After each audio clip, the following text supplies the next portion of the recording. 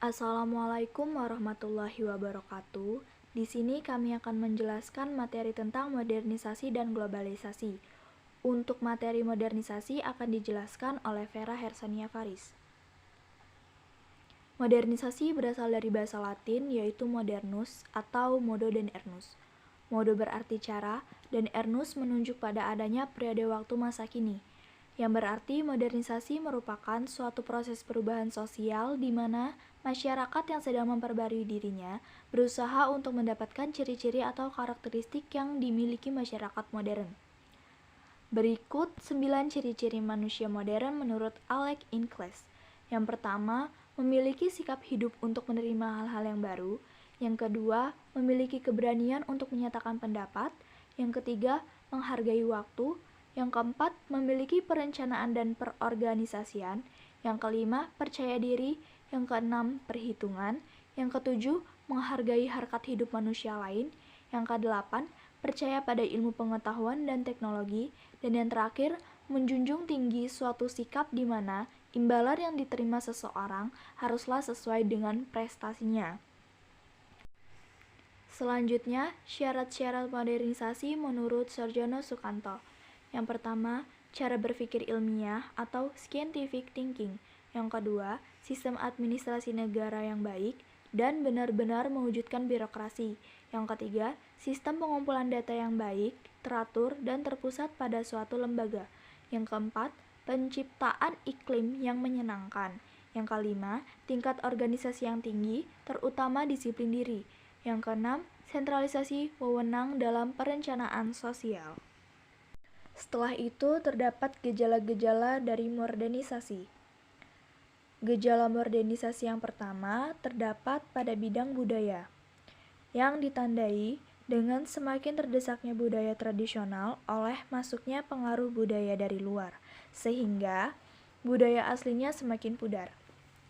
Gejala modernisasi yang kedua terdapat pada bidang politik, ditandai dengan semakin banyaknya negara yang lepas dari penjajahan, munculnya negara-negara yang baru merdeka, tumbuhnya negara-negara demokrasi, lahirnya lembaga-lembaga politik, dan semakin diakuinya hak-hak asasi manusia.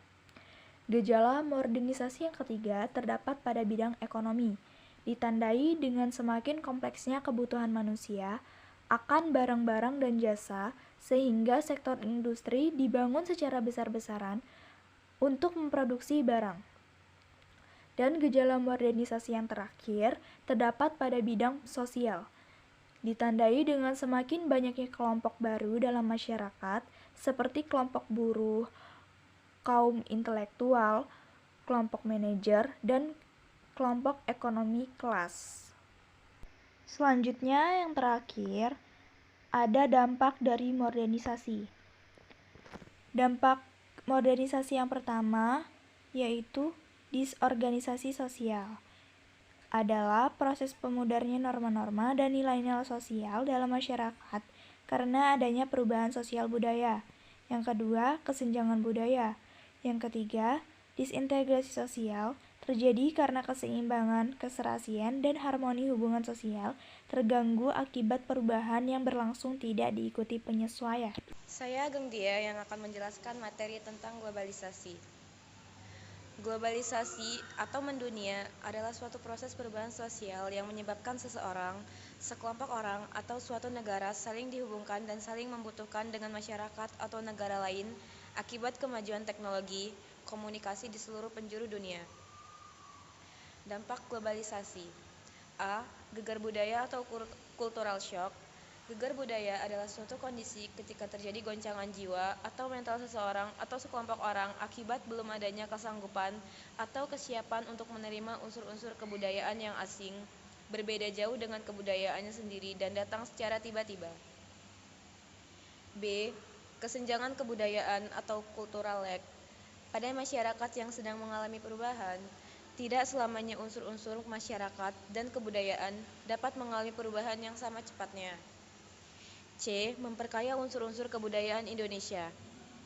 Tantangan global terhadap jati diri bangsa Indonesia. A. Melemahnya penghayatan terhadap Pancasila sebagai pandangan hidup.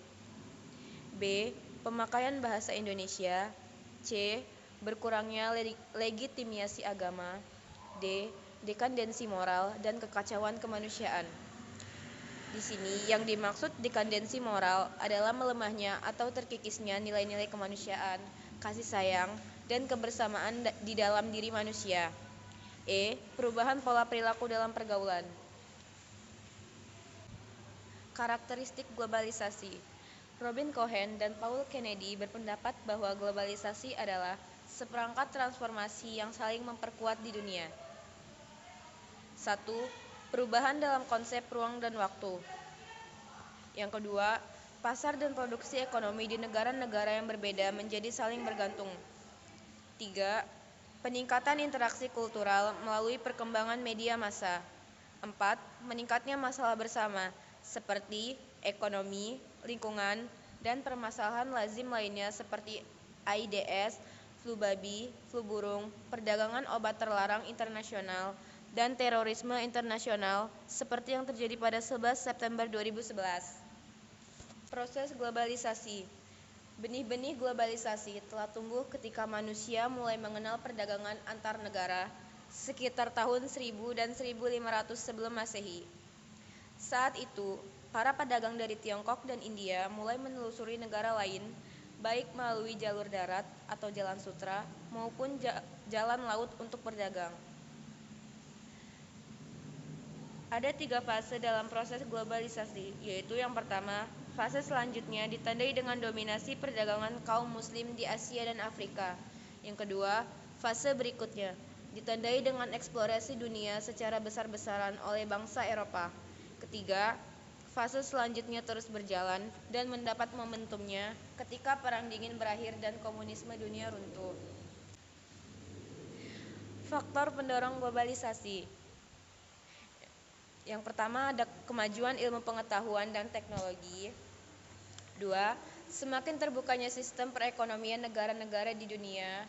3. Mengglobalkan pasar uang. Dan keempat, kemudahan transportasi. Teori-teori globalisasi. Menurut Cochrane dan Payne, A. Para globalisasi percaya bahwa globalisasi adalah sebuah kenyataan yang memiliki konsekuensi konkret terhadap perjalanannya orang atau lembaga di seluruh dunia. B. Para tradisionalis percaya bahwa globalisasi hanyalah sebuah mitos, dan jikapun benar adanya, fenomena tersebut hanya dibesar-besarkan. C. Para transformalis berada di antara para globalis dan tradisional. Selanjutnya ada gejala-gejala globalisasi di Indonesia. 1. Bidang ilmu pengetahuan dan teknologi seperti penemuan telepon sebagai alat telekomunikasi, penemuan alat transportasi, penemuan peralatan kantor, dan pemanfaatan sumber-sumber energi yang dapat diperbaharui.